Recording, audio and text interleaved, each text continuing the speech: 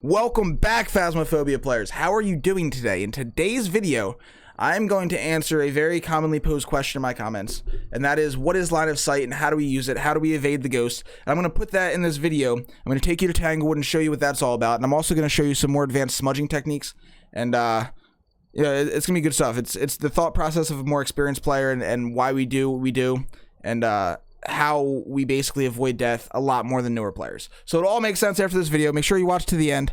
Also, make sure you follow me on Twitch. I stream every Monday, Wednesday, Saturday, Sunday, and join the Discord as well. All those links are going to be in the description, and we have an amazing Phasmophobia community. We're so friendly. We have brand new players, level 1 players.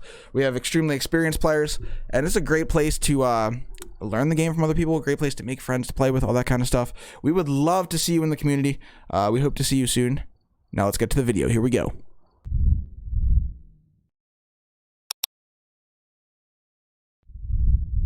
Okay, so the plan for this video is I'm actually going to take you inside Tanglewood, and I'm going to show you what the thought process of like a more experienced player would be in terms of choosing the hiding spot. Now, I have the guides already existing on my channel, even after the new updates of where to hide on the smaller maps. So this is going to be a little bit different, because this is more about utilizing line of sight to get to the hiding spot and how to choose the best hiding spot in relation to where the ghost is.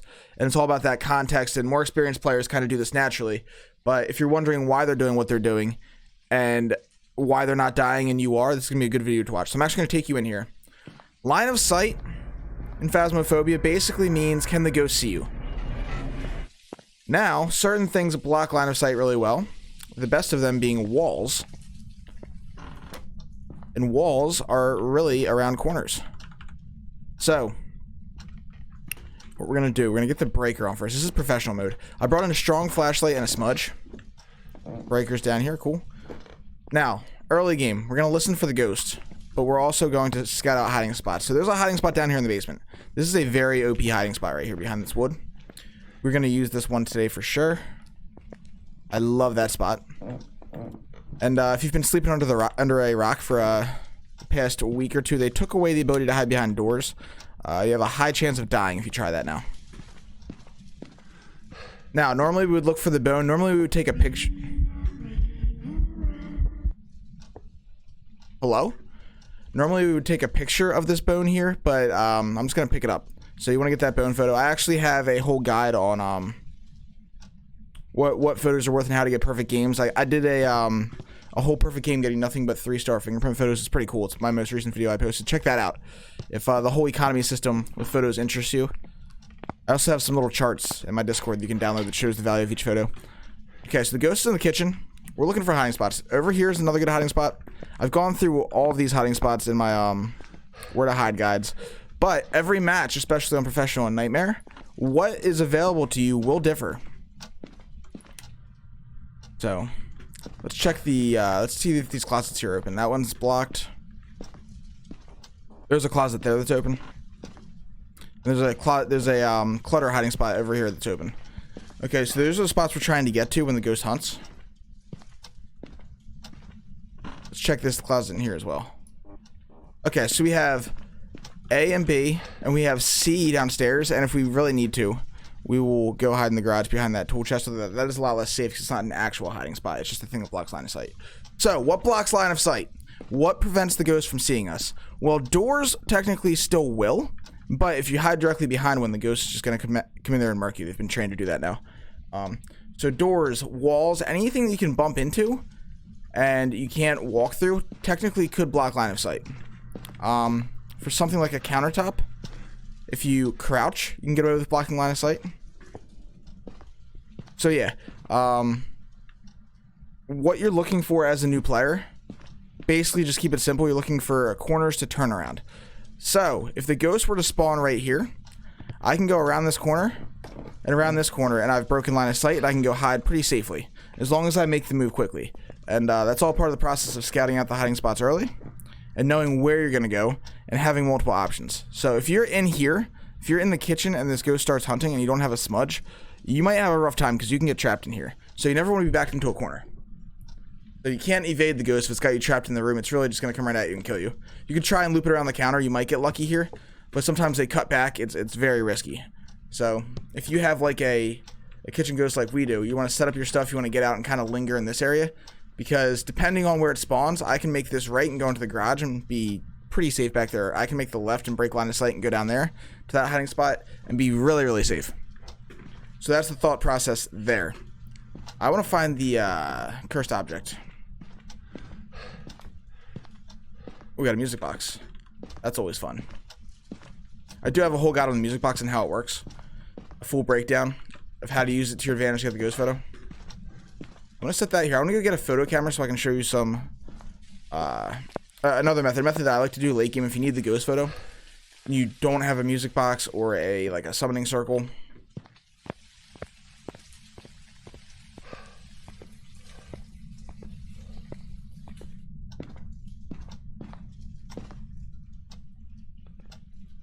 Okay, so if you want to totally evade the ghost, we got freezing, by the way. Look at that. So if you break line of sight once, what happens is the ghost turns that corner. So breaking line of sight really just means going around a corner, pretty much in the most basic sense. So if I turn this corner here and the ghost sees me do that, the ghost is going to turn this corner and it's going to start searching for me around this corner again. Now, if I have turned this corner but the ghost is close behind and he turns the corner right after, and he's still following me, it's really tough to lose him. You need a little bit of space between you and the ghost. So ideally, if I turn this corner to come down here, I'm going to want to be able to turn this corner and be out of sight before he turns this corner searching for me. And at that point, I'm pretty much home free to come back here and hide. So if you can break line of sight twice like that, that is the best case scenario. If the ghost is tight on you, you're gonna have a hard time.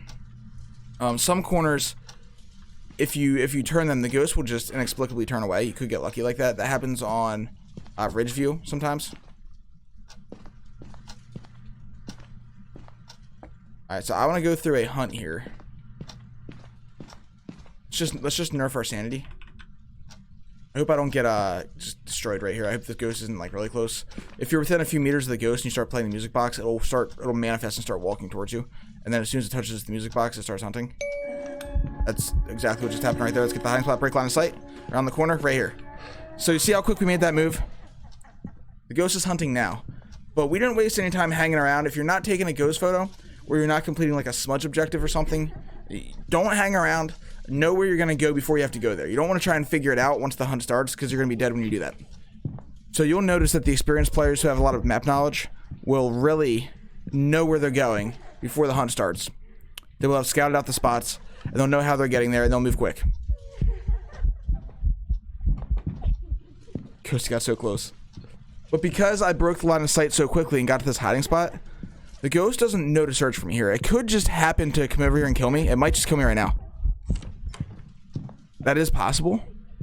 But it's not like it's actively searching for me over here. It's not like, I saw him go into that room, so I'm going to come in there and kill him. Alright, so that hunt's over. Didn't even have to use the smudge. Our sanity is pretty good. Now let's check our sanity. If you don't know how the sanity works, different ghosts hunt at different sanities.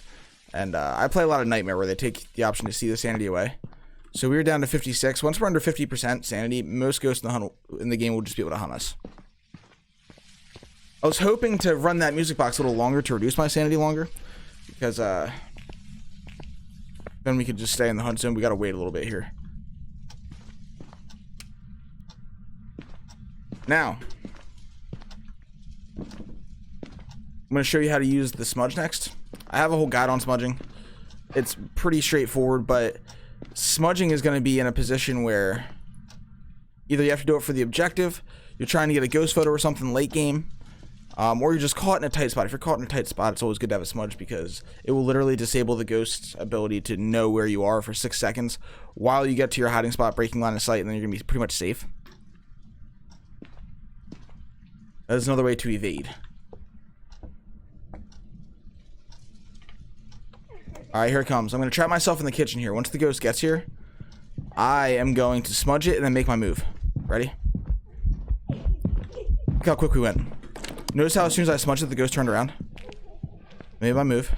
Let's get to our hiding spot. I know the map well enough where I don't need to have the flashlight on. That's another thing. During these hunts, I didn't mention that. You need to have your electronics off. I get a lot of questions about how that specifically works. You want to have your electronic off if it's in your hand. If you scroll to something like your camera that you can't turn off, like a photo camera, either cycle to something you can turn off or drop it.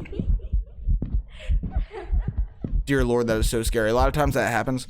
The ghost will come to your hiding spot like that, get right up to the edge, but if they haven't seen you go back there, they'll turn around right before you think you're about to die.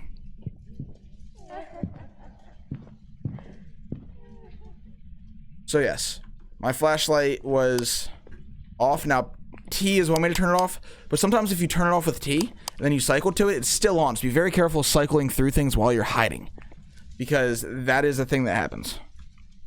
Alright, I want to go get another smudge.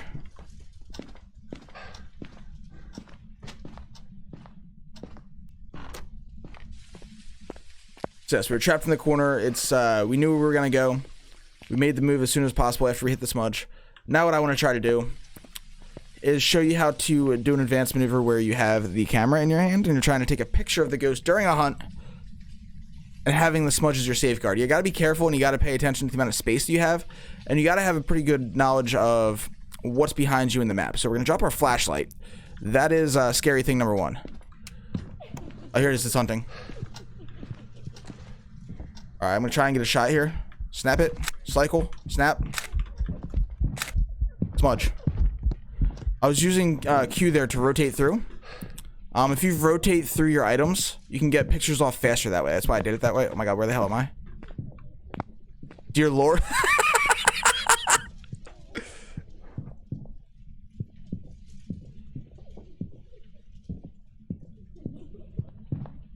I wonder if we got the ghost photo. Let's check. We missed all three. It's pretty tough to do. You got to get the timing down right, and sometimes you think you got it and you didn't. Sometimes we even get a ghost appearing in the photo, and it won't say ghost photo. It can be a little weird like that, but we did our best. We're gonna try it one more time.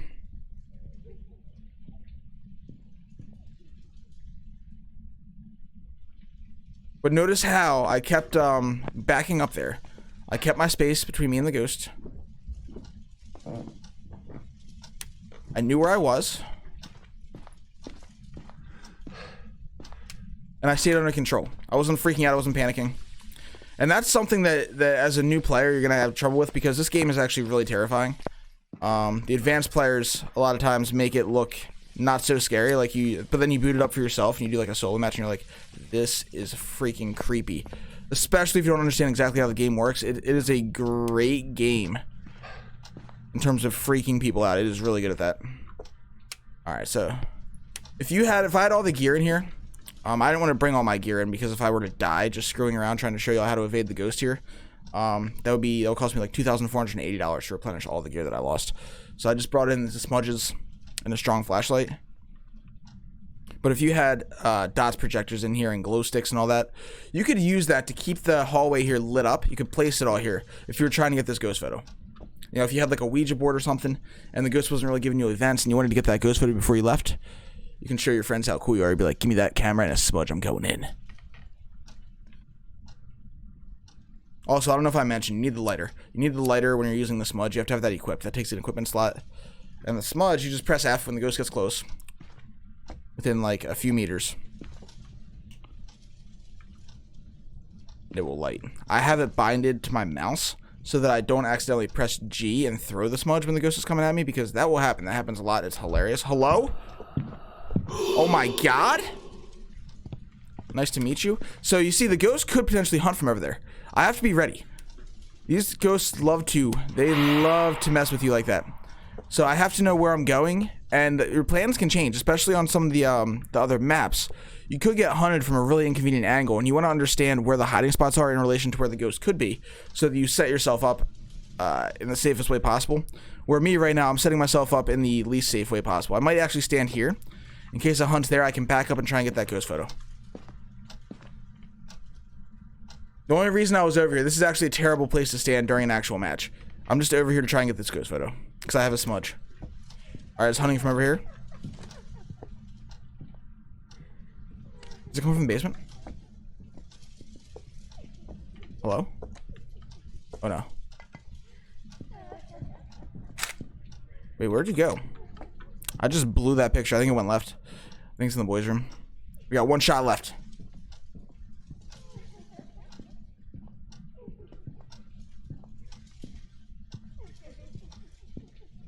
Hello? Hello? Woo! Smudge off. Woohoo! That was a tough one. I almost had a brain freeze there. But I think we got that ghost photo. I think we nailed it right there at the end. Yes, 3-star ghost photo. Let's go, baby. We were patient with it. We got it. Now, you might be saying, Bush, that took 5 photo attempts. It might, but if you have the ghost photo objective and you're trying to get that off the board at the end and you already ran out of slots, you can still take that extra camera if you have 3 cameras in there and go fire away at the ghost and get the objective off the board for the extra money. You can do that. It will come off. You won't get the actual photo money for it, but you'll get the objective money.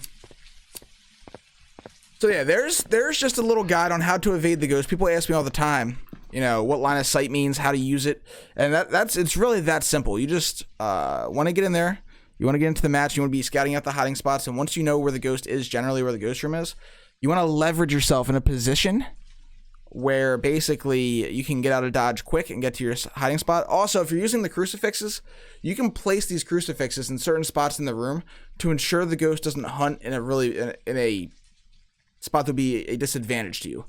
So those work in like a 3 to 5 meter radius when you set them down. They block hunts, so you can block hunts from part of the room. And if you have like a bigger room on like a farmhouse or, you know, high school, something like that, you can't always block the whole room off from hunting with the crucifixes. So you can say, okay, the ghost definitely isn't going to hunt in this spot, because if it did, that'd be really bad for me. So just some thoughts for you, and that's just my mindset. That's how most experienced players play. So if you're wondering why we do what we do, that's what we do and why we do it. And thank you for watching. I will see you in the next video.